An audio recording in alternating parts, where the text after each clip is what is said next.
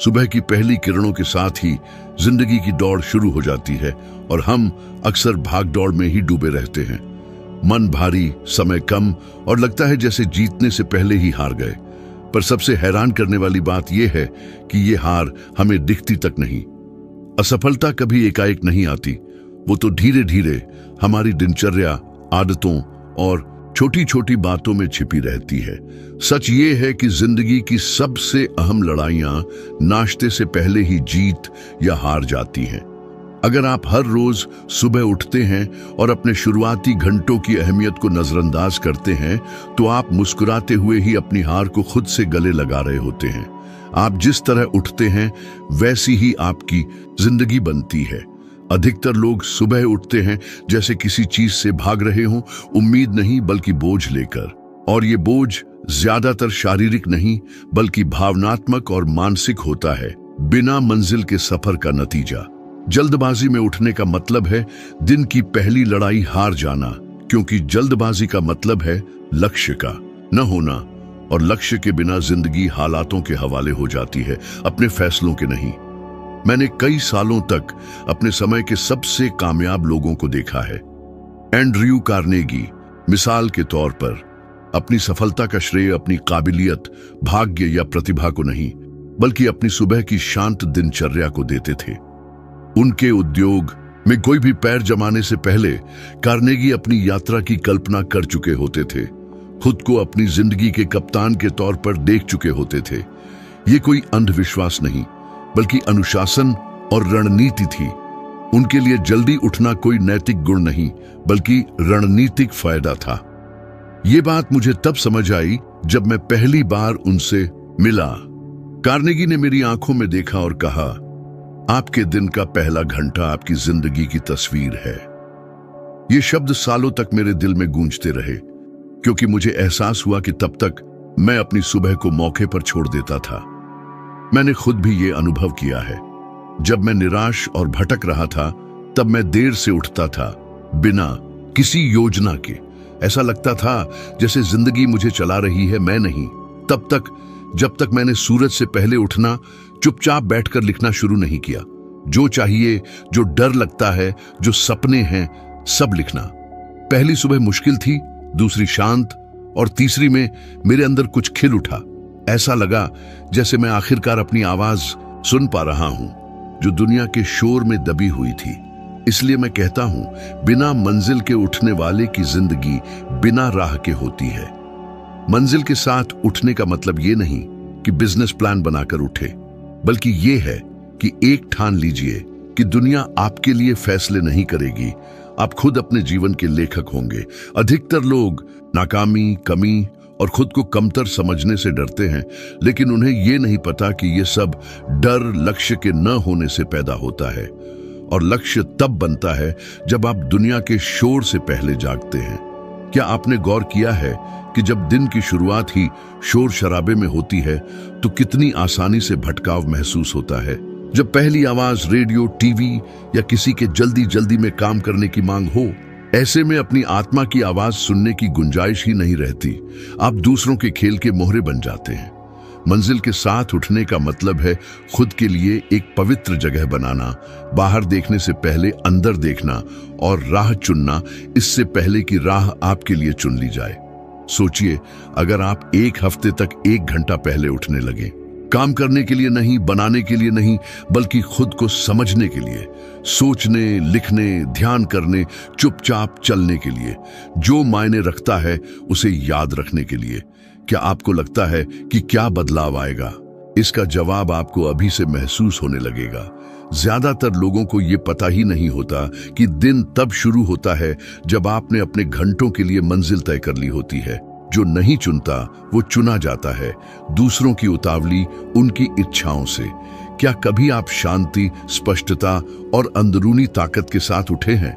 ये किस्मत नहीं बल्कि पहले से किए गए फैसले का नतीजा है। ये उस दिमाग का फल है जो दुनिया से पहले जागता है, और ये हर किसी के लिए मुमकिन है। शायद आप अभी ऑटोमेटिक मोड में जी रहे हैं। हर रोज ऐसा लगता है जैसे आपका जिंदगी पर कोई नियंत्रण नहीं। लेकिन याद रखें, ये चक्र टूट सकता है और ये सब शुरुआत सुबह से होती है। जल्दी उठने की बात नहीं, बल्कि पूरे होकर उठने की बात है। दुनिया आपको जो कहती है उससे पहले याद रखना कि आप कौन हैं। तो कल उठने से पहले आंखें बंद करें, सांस लें और खुद से पूछें, मैं अपने दिन को किस राह पर ले जाना चाहता हूं। और चुन लीजिए, जब आप अपनी सुबह की राह चुनते हैं तो आप अपनी जिंदगी की गुणवत्ता चुन रहे होते हैं। और फिर चाहे कुछ भी हो, आप पहली लड़ाई जीत चुके होंगे। और पहली लड़ाई जीतना बाकी सब लड़ाइयों को बदल देता है।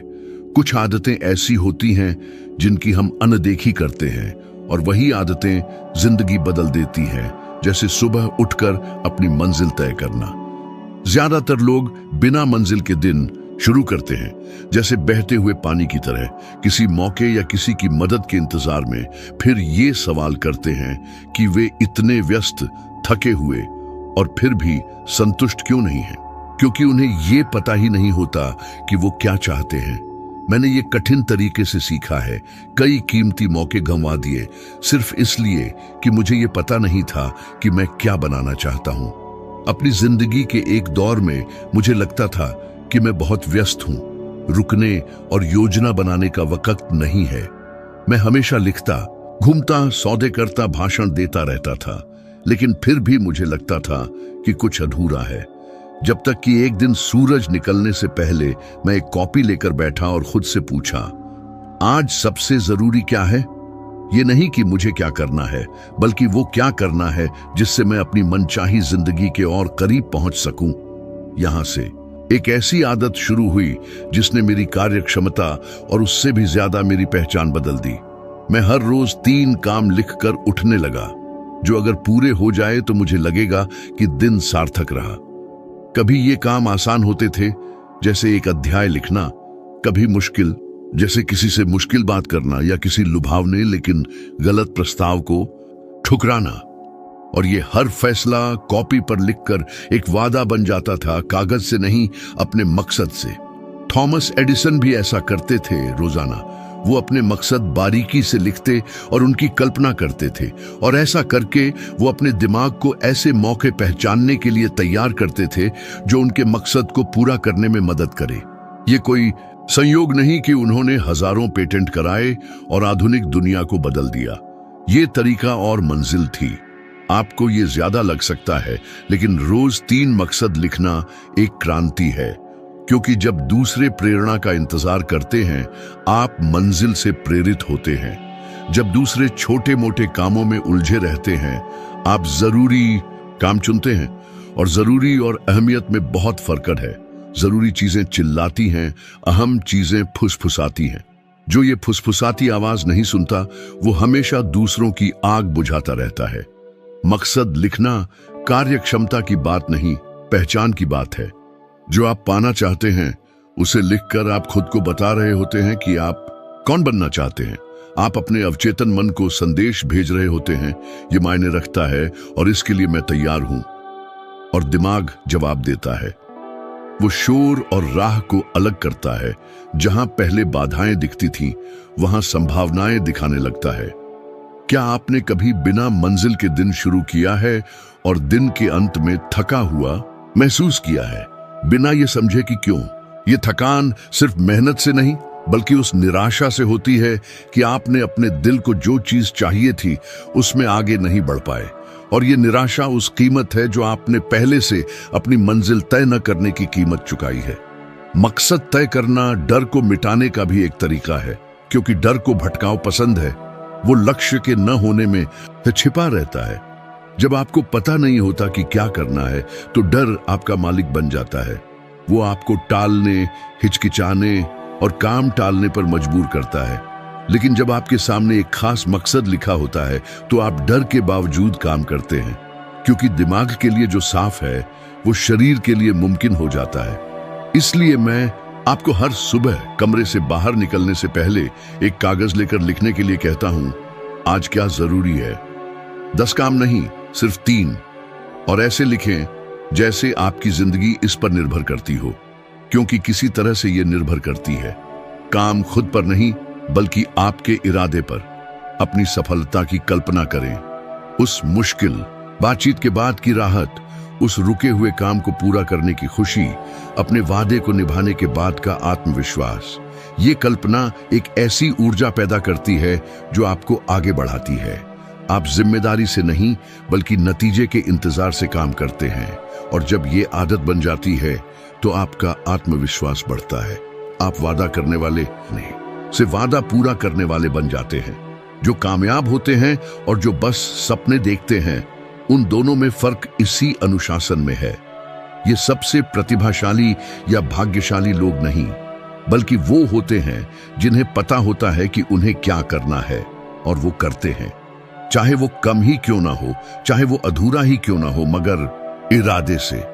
तो मुझे बताइए, क्या आपको आज के 3 सबसे जरूरी काम पता है? क्या वो लिखे हुए हैं? क्या वो खास हैं? क्या वो मुमकिन है?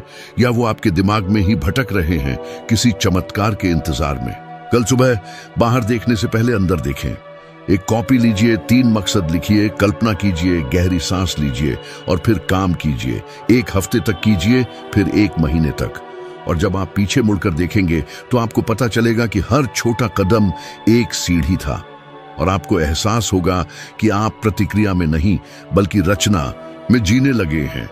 ऐसे बनती है मंजिल वाली जिंदगी, और ये सब शुरू होता है एक पेंसिल, एक कागज और एक सुबह से। ज्यादातर लोग मानते हैं कि काम करने के लिए प्रेरणा का इंतजार करना पड़ता है, लेकिन उन्हें ये नहीं पता कि प्रेरणा काम शुरू करने की शुरुआत नहीं बल्कि उसका नतीजा है। ये काम अनुशासन और दिन की शुरुआत में बनाए गए जोश से पैदा होती है। इस जोश का नाम है संवेग, और यही वो है जो प्रतिक्रिया में जीने वालों को रचना में जीने वालों से अलग करता है। जब आप उठते हैं और स्पष्टता के साथ काम में लग जाते हैं, तो आप अपने दिमाग को एक ताकतवर संदेश भेजते हैं, मैं मालिक हूं। और संवेग पैदा करने के लिए किसी बड़े काम की जरूरत नहीं होती। बस वो करिए जो आपको करना चाहिए, इससे पहले कि दिन आपको भटका दे। वो व्यायाम हो सकता है जो आप टालते रहते हैं, कोई रिपोर्ट लिखना या कोई मुश्किल बातचीत। सच ये है कि सुबह ही कोई अहम काम पूरा करने से आपके अंदर एक ऐसी ज्योति जगती है जो दिन के बाकी फैसलों को रोशन करती है। मैंने अपनी जिंदगी के कई दौरों में ये अनुभव किया है, लेकिन मुझे एक सुबह की याद है जब मुझे नाकामी का सामना करना पड़ा था। मुझे एक पत्र मिला था जिसमें मेरे एक लेख को छापने से मना कर दिया गया था, जिसमें मुझे पूरा विश्वास था। निराशा बहुत थी। मैं उस भावना को पूरे दिन साथ लेकर चल सकता था, लेकिन मैंने उठकर ठंडा स्नान किया और उसी लेख की एक नई भूमिका हाथ से लिखी, क्योंकि मुझे प्रेरणा नहीं मिली थी, बल्कि मुझे पता था कि काम करने से मुझे ताकत मिलेगी, और मिली भी। उस सुबह के अंत तक मैं वो निराश व्यक्ति नहीं था जिसने पत्र पाया था। मैं वो व्यक्ति था जिसने प्रतिक्रिया दी, बनाया और आगे बढ़ा। ये है संवेग की ताकत। जब आप अपनी दिन की शुरुआत किसी छोटी जीत से करते हैं, तो आप अपनी अंदरूनी स्थिति बदल देते हैं। आप अपने शरीर की रासायनिक प्रतिक्रिया बदल देते हैं। आपको कामयाबी के हार्मोन डोपामाइन का असर तुरंत महसूस होता है।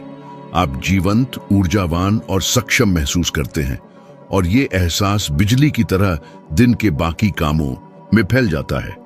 जॉन डी रॉकफेलर ने अपने साम्राज्य का निर्माण इस उम्मीद में नहीं किया कि समय उनके हक में होगा। उन्होंने अपनी सुबह से ही लय, दिशा और गति बनाई।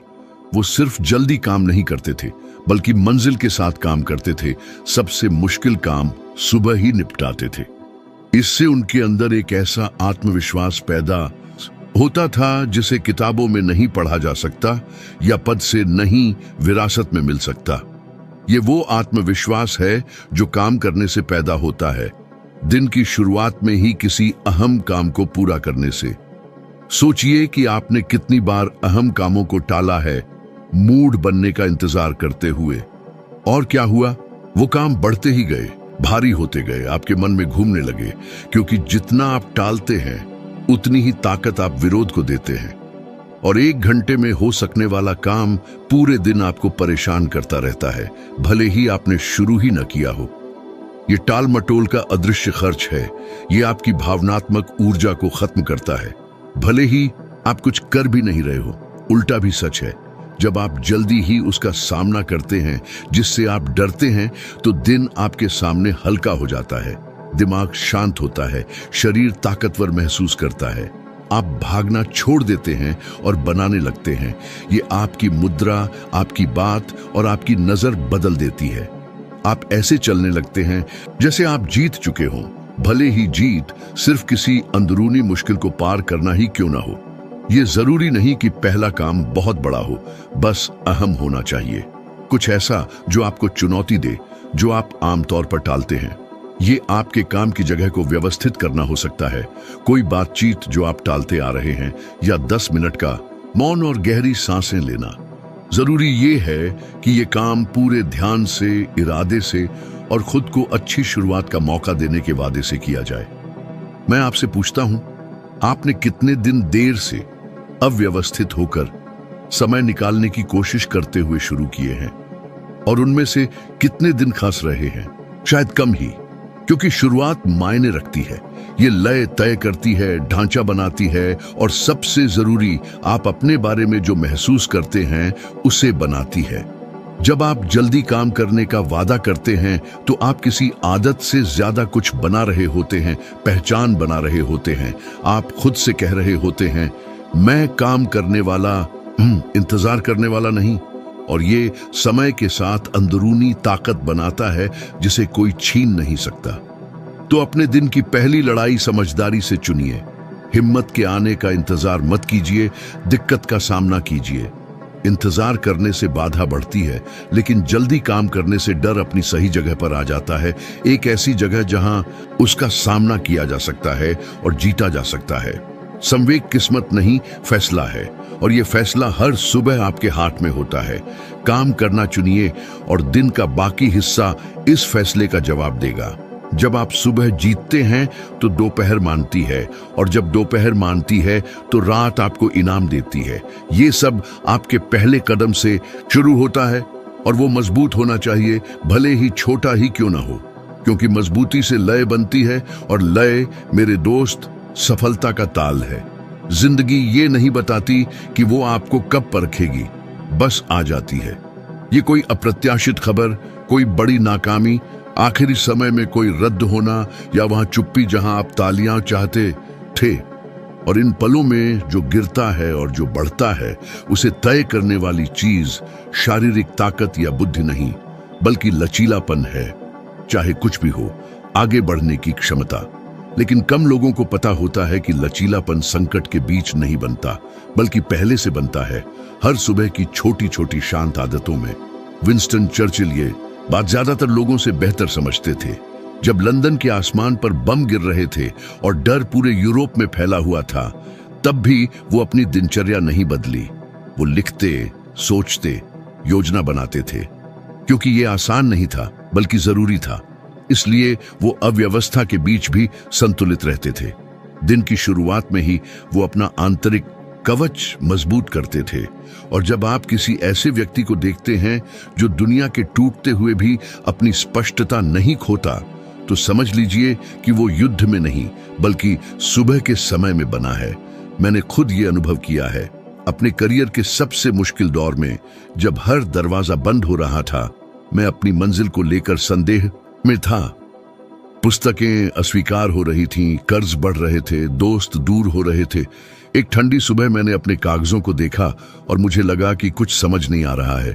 बिस्तर पर लेटे रहने, दुनिया से छिपने का लालच बहुत था, लेकिन मेरे अंदर कुछ और भी था। मैं उठा, मेज पर गया, गहरी सांस ली और 3 सवाल लिखे।